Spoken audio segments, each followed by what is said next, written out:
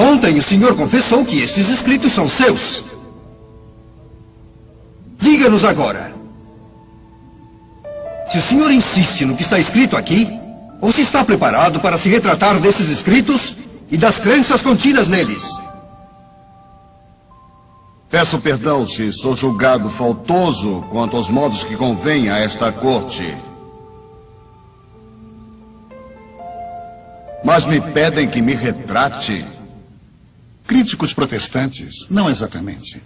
Os líderes da reforma eram todos sacerdotes e teólogos católicos. O teólogo católico Juan Wycliffe foi um dos primeiros. Seus problemas começaram quando começou a ensinar que a Bíblia é a única fonte de verdade. Roma o silenciou e 44 anos após a sua morte, o exumaram e queimaram seus ossos, por seu distanciamento da autoridade de Roma. Em 1415, o sacerdote e teólogo católico da Universidade de Praga, John Russ, foi queimado na pira. Qual foi seu crime? Também havia feito das Sagradas Escrituras sua única regra em questões de fé. Depois de 16 anos como sacerdote, Eurico Zwinglio rompeu com a Igreja Católica quando não pôde mais pôr a tradição no mesmo nível que as Sagradas Escrituras. João Calvino estava estudando para o sacerdócio quando experimentou a conversão espiritual. Deixou a igreja logo depois. Martim Lutero era sacerdote e professor de teologia na Universidade Católica de Wittenberg. Se opôs a que os representantes do Papa vendessem perdões para evitar o purgatório, a fim de financiar a construção da Basílica de São Pedro. Lutero redigiu uma lista de 95 razões pelas quais isso era um erro e colocou na porta da igreja de Wittenberg. Os escritos de Lutero ajudaram a formar os 3 princípios reitores do chamamento à reforma do século XVI. A Bíblia é a única fonte de verdade para a salvação. O homem é salvo por Deus mediante uma só fé. Cada crente tem acesso direto a Deus só por meio de Jesus Cristo. Quando ordenaram que ele se retratasse, Lutero respondeu: minha consciência é cativa da palavra de Deus. Escapou vivo por muito pouco. Esses homens foram todos católicos leais, cujas tentativas de reformar a sua igreja e devolvê-la ao cristianismo bíblico os colocaram diante de uma vigorosa oposição por parte de seus superiores. Este é um antigo problema. Certa vez, enquanto andava por um trigal num dia de sábado, o Senhor Jesus teve também um choque a respeito da tradição com os líderes judeus de seu tempo. Seus discípulos estavam recolhendo espigas de trigo e comendo-as. Além disso, enquanto comiam seu pão, não lavavam cerimoniosamente as mãos, de acordo com os ensinamentos dos rabinos. No capítulo 7 do Evangelho de Marcos, lemos que os fariseus e os escribas perguntaram a Jesus: por que não andam seus discípulos conforme a tradição dos anciãos? Jesus não se intimidou. Ele repreendeu os líderes religiosos por elevarem os ensinamentos dos rabinos ao mesmo nível que a palavra sagrada de Deus. Os acusou de ensinarem por doutrinas e preceitos de homens.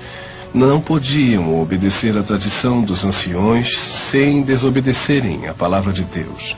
É preferível obedecer a Deus antes do que aos homens. Na atualidade, muitos católicos estão tomando essa mesma decisão. Eu abandonei a Igreja Católica quando percebi que ela não seguia os ensinamentos que há no Novo Testamento. Tenho uma grande carga em meu coração por todas as pessoas católicas e em especial pelas religiosas. Porque eu sei que tem muita gente dentro do catolicismo que busca sinceramente o Senhor Jesus Cristo. Busca sinceramente adorar o Pai e viver uma vida no Espírito. Mas não consegue pela idolatria. Depois que eu encontrei Cristo, eu tive que deixar a Igreja Católica, absolutamente por razões de doutrina.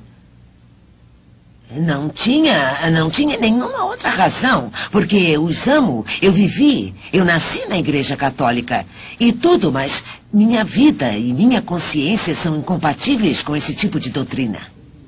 Não é uma mudança de religião, mas é uma mudança de vida. É um encontro verdadeiro com Deus, é uma experiência pessoal. Muitos de nós cremos que estivemos na verdade, mas a verdade é Jesus Cristo, não é a religião. E espero que vocês, senhores católicos, possam perceber que há algo mais importante, algo mais valioso. É a oferta mais importante que vocês jamais puderam encontrar em sua vida, que é a vida eterna, através da salvação do Senhor Jesus Cristo. A verdade não está na religião, e sim em Jesus Cristo mesmo. O caminho da salvação católica romana é uma esperança falsa, porque não é o Evangelho de Jesus Cristo o que o Novo Testamento nos apresenta. Desiludidos com a doutrina católica romana, muitos estão recorrendo à Bíblia buscando respostas. Esses católicos se surpreenderam ao encontrar o que a Bíblia Sagrada diz. A primeira coisa que me chocou foi que a salvação é um dom de Deus. Por graça e não por nada que nós façamos, que trazíamos uma tradição diferente, nos comportarmos bem, ir à missa aos domingos, confessar, etc. Um dom de Deus no qual nós não temos que fazer nada, mas simplesmente crer no Filho de Deus, crer que ressuscitou dos mortos pelo poder do Pai. Disse na cruz, consumado está, não tem nada mais a se fazer. A Igreja Católica não vai te dar essa liberdade que Cristo te dá. Eu temia a morte porque não estava seguro do céu. Eu não sabia por onde iria. Então eu via que na Bíblia garantia que neste mundo se pode saber se alguém está salvo. O que nos salva é o sangue de Cristo, crendo que Ele é o Salvador e nosso Senhor pessoal da nossa vida para que possamos entrar no céu. Que sacrifício poderia eu fazer para merecer entrar, Senhor, e vê-lo face a face quando eu morrer? Nenhum. Eu estou seguro de que vou para o céu, porque não se prende, não se baseia em meus feitos, em minhas conquistas, mas que o Senhor Jesus Cristo prometeu que Ele esteve preparando um lugar para mim, porque eu o aceitei. E foi isso que me surpreendeu, que ninguém me disse essas coisas. Eu tinha que aprender pela Bíblia. E me doeu, porque eu pensei que os padres ou as pessoas da igreja, é um dever deles ensinar-nos o caminho. E eles não me ensinaram como chegar ao céu. Cada uma dessas pessoas deixou a Igreja Católica. Mas não é muito o que deixaram, mas e muito mais o que encontraram no Senhor Jesus Cristo. Ou seja, antes, quando eu era católica e vivia de tradições e de coisas, eu pensava na morte como algo horrível. Eu não queria morrer nunca.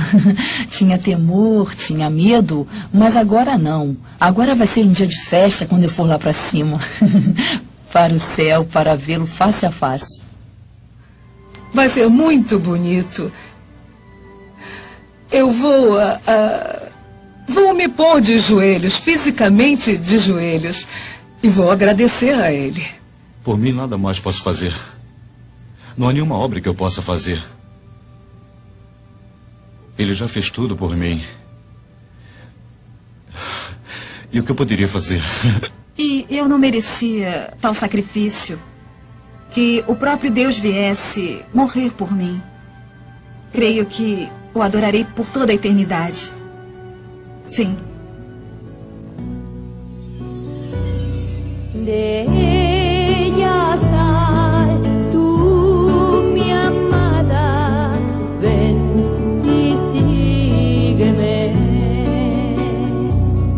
Olvídala y al monte ven, donde por ti morir. Como flores que al envejecer